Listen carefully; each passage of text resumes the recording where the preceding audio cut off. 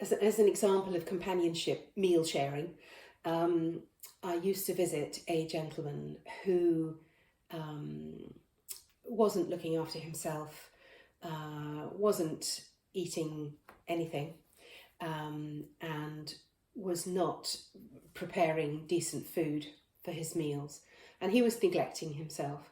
So part of my remit as his support worker was to visit him on a regular basis every week and try to encourage him to eat.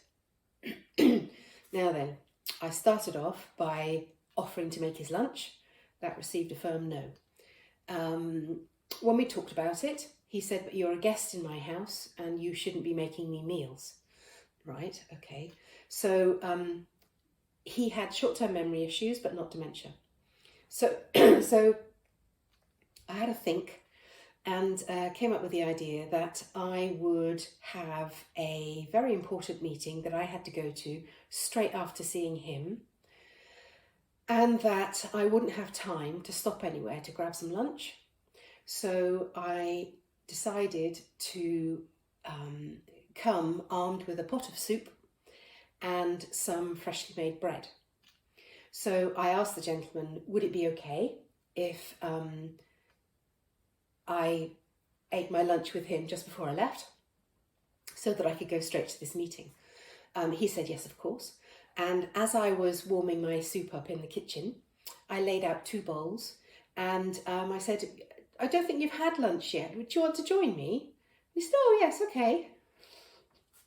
So there's this gentleman who had resisted me making him lunch, but because I had phrased it in such a way that he was helping me out, we sat and shared my homemade soup together and also some homemade bread and butter, toasted.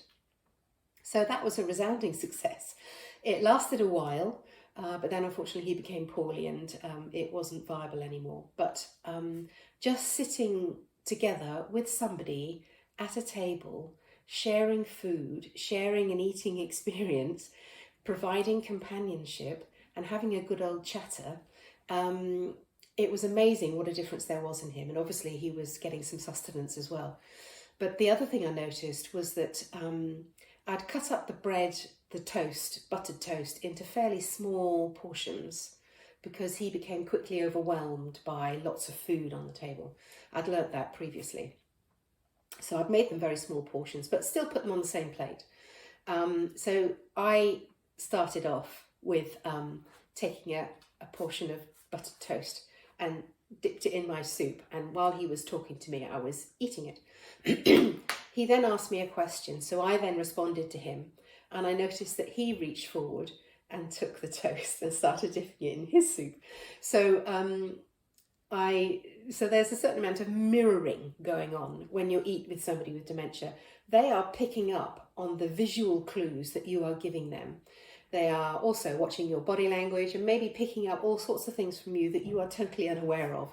But they may have communication difficulties, but other things like body language and tone of voice and how you make them feel, those still resonate for quite a long time.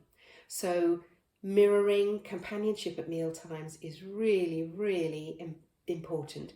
And particularly as somebody's dementia worsens and they may lose some communication skills, just that simple act of eating together is extremely beneficial. I do highly recommend it. It may take you 10 minutes longer, but please do it so that they still feel part of a unit.